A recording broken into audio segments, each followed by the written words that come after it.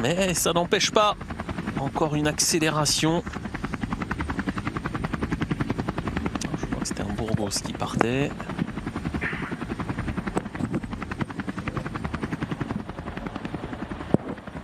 Alors c'est le champion de Turquie. C'est le champion. Et dans cette équipe des Pays-Bas, alors peut-être qu'on va faire confiance à Jori Havik. Hein, c'est un piste, ça va vite, donc peut-être qu'on va jouer sa carte aujourd'hui pour cette formation des Pays-Bas.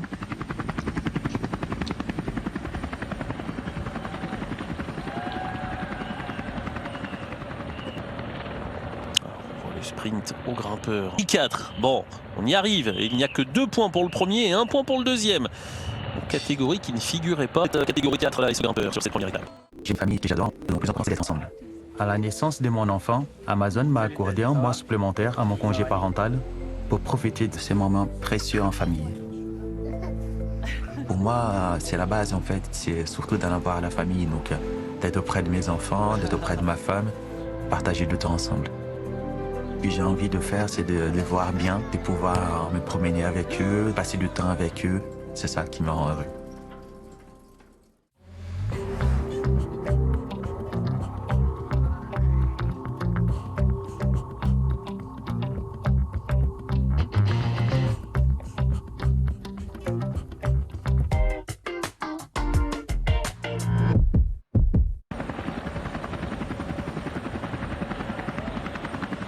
Les 10 derniers kilomètres dans Antalya déjà. Avec cette longue avenue qui va emmener jusqu'aux 2 derniers kilomètres, un petit peu plus même. Et ce peloton, on va s'organiser chez les sprinteurs. Attention de ne pas se faire surprendre hein, parce qu'on a vu déjà des tentatives de contre dans ce final. Notamment le champion de Turquie, Burak Abay pour l'équipe Konya Buyuksir Belediye. Il y a eu des coureurs de la Bikehead tenter leur chance aussi. Ouais, mais on a accéléré l'allure hein, du côté de la Bora Hansgrohe, du côté de la Team Emirates. Donc maintenant, ça va être beaucoup plus compliqué de sortir. Et finalement, on a bien compris, on met les trains en place hein, du côté de pas mal de formations. On peut voir également la formation Eolo Kumeta hein, à l'avant de la course. On voit apparaître la formation Bardiani. Donc maintenant, on est tous focus hein, sur ce sprint final, à essayer d'emmener du mieux possible le sprinter désigné du jour. Ouais, alors qu'on a vu une seule équipe quasiment tout le long dans le peloton, c'est les Alpecin de Koninck. Et là, ils sont à l'affût, juste derrière la Bora Hansgrohe, mais ils laissent faire l'équipe allemande.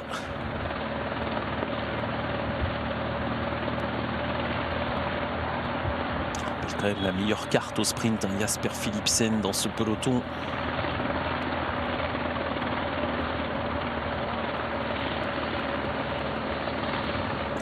Ça va être intéressant hein, également de savoir à qui on va faire confiance hein, du côté de l'équipe Astana Kazakhstan Team. On l'a dit, on a plusieurs cartes hein, du côté de cette formation. On a Mark Cavendish, mais qui revient après 3 mois sans compétition. On a Seth Ball, mais on a également Gleb Syriza, hein, qu'on parle très peu, mais qui est en forme puisqu'il a remporté 2 victoires récemment sur le Tour de Langkawi. Donc il faudra faire un choix du côté de la formation Astana. Les Astana, ils sont placés juste derrière les Alpecin de Koninck, là sur la droite de la route. Peut-être Gleb Syriza, en tout cas c'est lui qui est le dernier dans le train pour l'instant. On a vu Mark Cavendish tout à l'heure aussi hein, revenir à sa voiture, discuter avec son directeur dans un sportif. Rôle d'équipier, hein, il oui, ça semble être le cas. Bidons, discuter. Chez les Burgos, on pourrait miser sur qui chez les Burgos parce qu'on les voit à l'avant. Ouais, je sais pas trop. Hein. C'est vrai que du côté de cette équipe Burgos, j'ai pas souligné de sprinters hein, pour cette formation.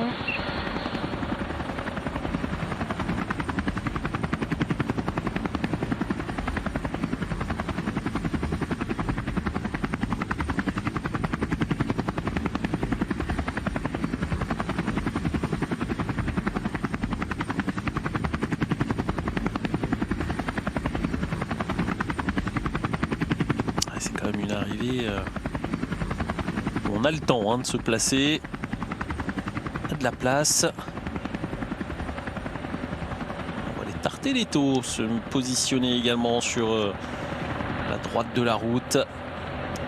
Et on voit également la formation Q36.5 venir progressivement se replacer à l'avant du plateau. On a, à l'avant du peloton, pardon, on a Matteo Moschetti, l'italien, pour cette formation. Et ça va vite du côté de cet italien.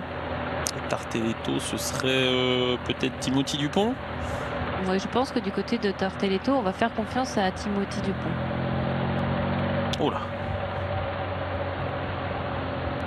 On voulait s'écarter là, le coureur de la Green Project, Bardiani, c'est SF Faizane.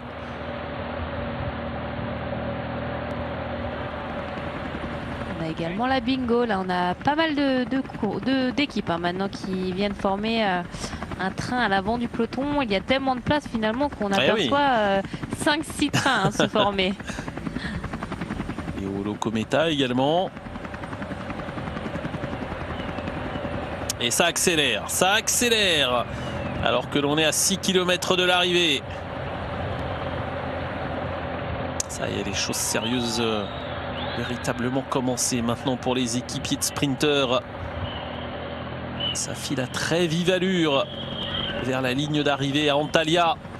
Qui va remporter cette première étape du Tour de Turquie? Qui va prendre le premier maillot de leader du général? Oh là, attention au trou, là on a vu que le cadreur avait eu du mal à rester positionné.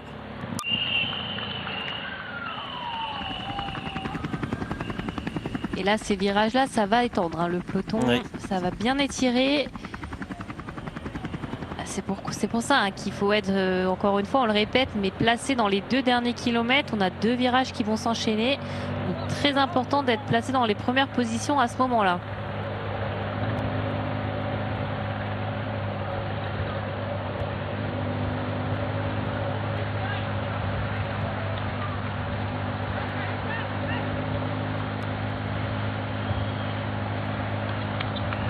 Cette formation Bigol, peut-être qu'on va jouer la carte de l'italien Malucelli. Ça va quand même assez vite au sprint. Ça s'anime dans ce final de l'étape, les 5 derniers kilomètres. Borans-Grohe avec 2 hommes à l'avant. Ouais, attention, il ne faudrait pas perdre le sprinter quand même là dans le paquet parce qu'il y a tellement de monde. Dès qu'on fait un petit mouvement, on risque de perdre le contact.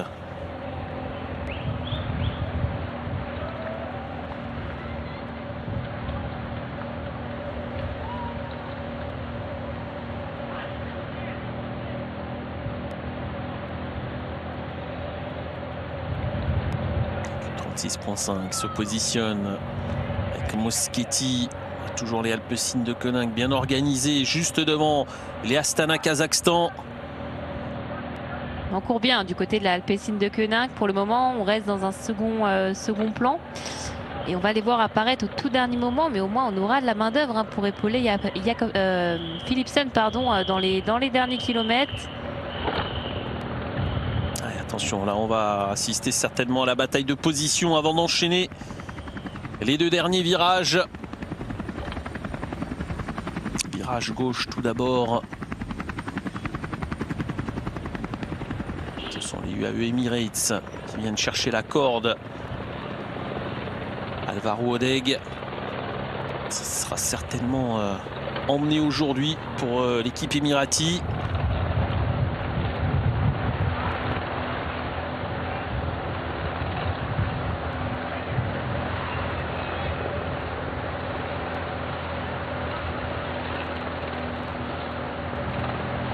Astana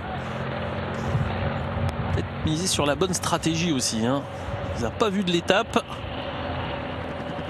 On les a pas vus du tout travailler aujourd'hui. L'équipe Astana. Et regardez, voilà, on vient se positionner devant, on va à 3 km. Alexei Lutsenko en 2e position. Et attention, on va prendre le virage gauche. Un peu plus loin là, au bout de l'avenue. Qui sera en tête?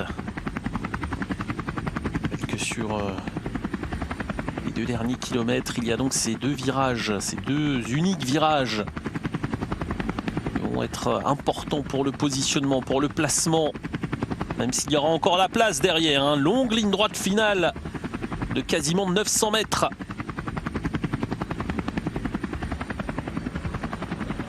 Et on se met en place, hein, également pour l'Alpecin de Koninck. Et on est encore 4, hein, 4 devant Philipsen. Ils ont attendu moins de 3 km pour se retrouver une nouvelle fois devant. Eux qui ont travaillé tout au long de cette journée pour maintenir l'écart sur les échappées. Il approche ce virage.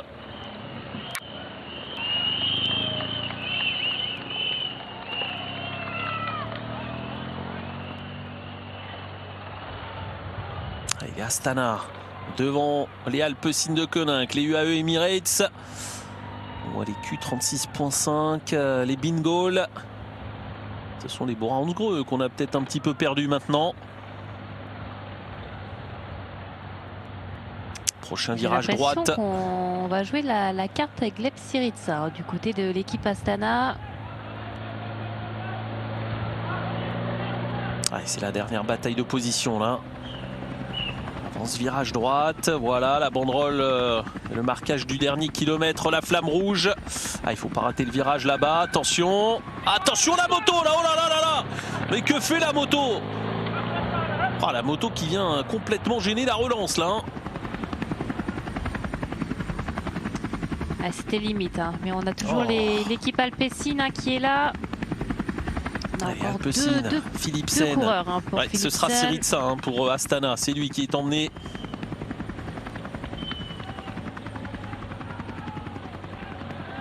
là, la moto fera mieux de laisser la place maintenant, hein, puisque ça va se disputer cette arrivée à 400 mètres de la ligne. Et Alpecin pour emmener Jasper Philipsen, le dernier élément du train de la formation Alpecin de Koninck.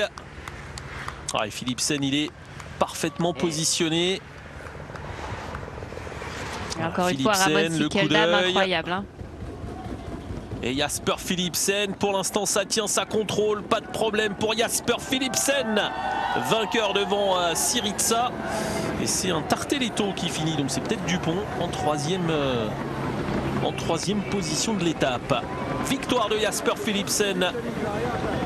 Le sprinter attendu s'impose sur cette arrivée à Antalya pour la première étape du Tour de Turquie. Tout en maîtrise, hein, pour Jasper Philipsen. Il était quand même une jambe, hein, au-dessus de ses adversaires. Il a contrôlé, regardé si ça remontait pas, hein, sur sa gauche.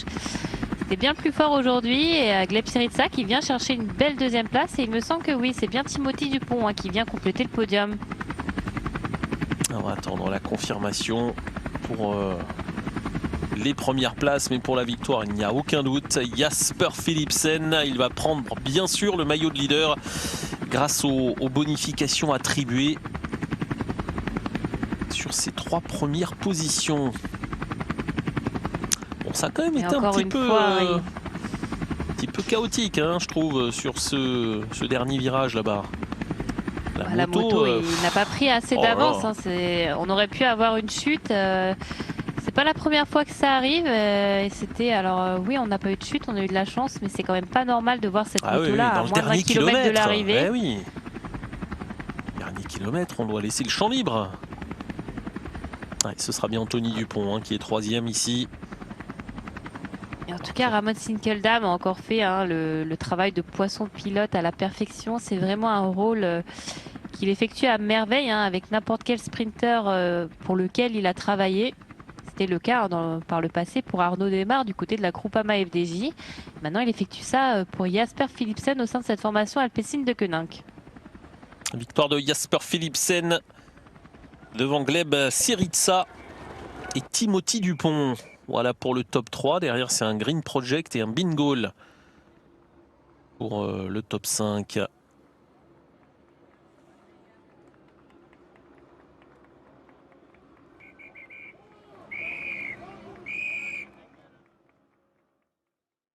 Jasper Philipsen, vainqueur de la première étape et leader du Tour de Turquie après ce succès à Antalya.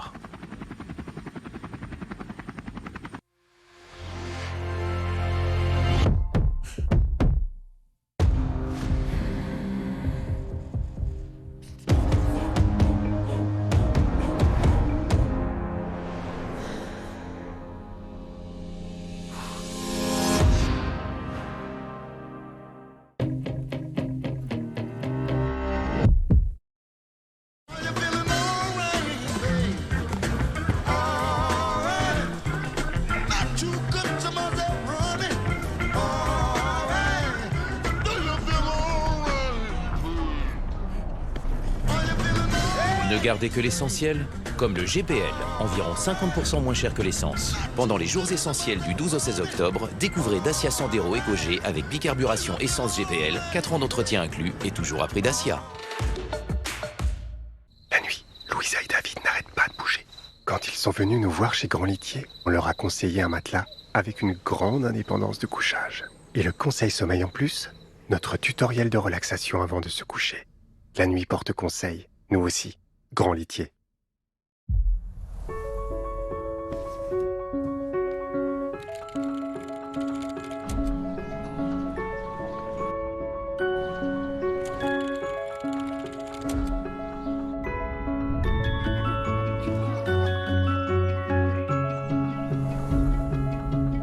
Les souvenirs, nouvelle génération. Volkswagen ID Buzz, 100% électrique. Volkswagen.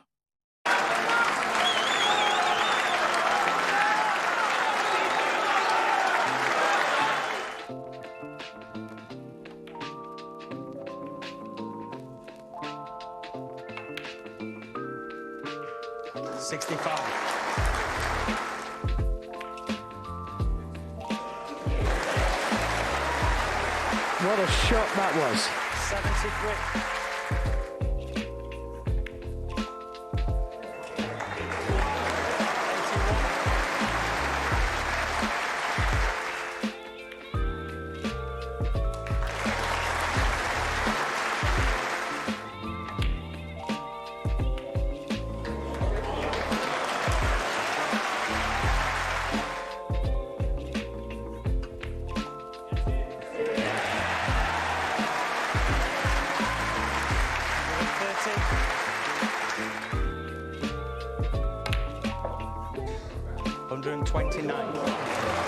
Perfect.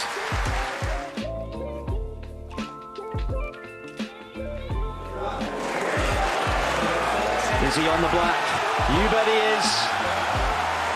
Listen to that roar.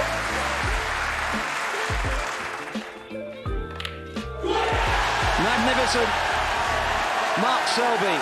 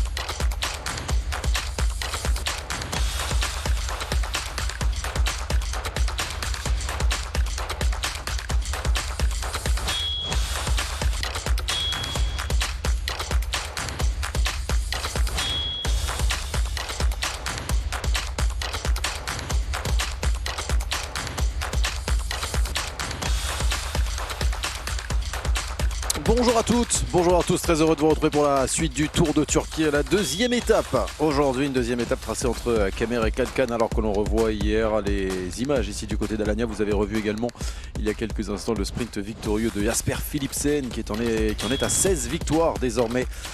Cette saison, il en avait 15 avant d'arriver sur ce Tour de Turquie. Il en a ajouté une 16e et il cherchera certainement à égaler le garçon qui a gagné le plus cette saison, à savoir Tadej Pogačar avec 17 victoires. Il n'en est plus très loin désormais. Aujourd'hui, c'est peut-être une opportunité pour lui. Nous en reparlerons bien sûr avec un profil légèrement différent de celui proposé hier par les organisateurs sur ce Tour de Turquie. Regardez le profil en bas de votre écran, on dirait l'Everest. Rassurez-vous, ça n'est pas si dur que ça. Roxane Fournier pour vous accompagner évidemment aujourd'hui. Salut Roxane. Salut Louis-Pierre, bonjour à tous. Il fait peur ce profil-là. Ah, c'est vrai que lorsqu'on regarde le profil, on a l'impression qu'il y a des cols super durs. Hein. C'était déjà le cas hier pour le seul GPM répertorié alors que c'était juste un pont d'autoroute. Après aujourd'hui c'est quand même un peu plus dur. Hein. Il y aura deux catégories, deux cols répertoriés. Des cols assez longs, pas très raides, mais il va falloir quand même baisser le petit plateau. Regardez ici le classement général à l'issue de la première étape hier. Jasper Philipsen qui avait brillé sur les routes du dernier Tour de France notamment, s'est imposé hier à l'occasion de la première étape. Il domine ce classement général devant Gleb Syriza, Timothy Dupont, Tobias Nolde qui était présent à l'avant de la course. Hier, il était échappé, Mateusz Konstanski. On retrouve Oyola Kolnagi Malucelli ou encore Matthew Walls, le futur pensionnaire de la formation Groupama FDJ dans le top 10 de ce classement général. On va revoir les meilleurs moments de l'étape d'hier. Une étape complètement plate, une étape typique du Tour de Turquie finalement, pas de difficulté, on longe la côte, c'est un petit peu ce qu'on avait l'habitude de voir sur les éditions précédentes du Tour de Turquie. Voilà, pas grand chose à signaler hier, hormis un classement de la montagne qui s'est joué, Tobias Nolde qui a devancé Oyola lors du seul grimpeur de la journée. Et puis bien sûr les sprints des beautés de Turquie avec Dissel Bram qui est allé chercher 5 points devant Tobias Nolde et devant Doğukan Arekan. C'est à peu près tout ce qu'il y avait à signaler hier, Roxane. L'échappée a mis du temps à partir à 50 km, ça a roulé très vite. Ensuite, on a vu 7 hommes à l'avant. Et derrière, on n'a pas laissé beaucoup de marge. Hein. On a directement contrôlé avec la Alpecin de Koenig, jamais plus d'une minute d'avance. Et voilà, très peu d'action derrière au sein du peloton. On est ensuite revenu progressivement pour avoir un sprint royal avec le favori qui s'impose, Jasper Philipsen. On revoit ici ces deux hommes échappés qui vont être repris, un peloton qui va faire les 20 derniers kilomètres groupés. Formation Bora-Hansgrohe qui a bien tenté de replacer Matthew Walls, qui a replacé d'ailleurs son sprinter britannique, mais finalement tout en maîtrise. La formation Alpecin de Koenig est allée porter Jasper Philipsen vers la victoire et c'est assez significatif quand on revoit le sprint d'hier. Roxane, il n'a pas eu à forcer pratiquement Jasper Philipsen. Après, il est bien déposé. Il est déposé à 150, 175 mètres de l'arrivée. Ramon Sinkeldam, encore une fois, a fait un superbe boulot pour Jasper Philipsen. Bon, derrière, il est tout en maîtrise. On le voit regarder sur son côté gauche, mais personne n'a été capable de remonter à la hauteur de son pédalier. Tout en maîtrise, il vient chercher cette victoire. C'était le favori et il a juste assumé son rang. On voit Gleb Syriza incapable de passer, incapable de sauter le Belge sur la ligne d'arrivée. La victoire donc pour Jasper Philipsen, la 16e déjà pour lui cette saison. Il marche sur l'eau. Cette saison, il est impressionnant. Jasper Philipsen, l'homme fort sur les sprints lors du dernier Tour de France, notamment la 2e place pour, vous le voyez, Gleb Syriza, la 3e pour Timothy Dupont.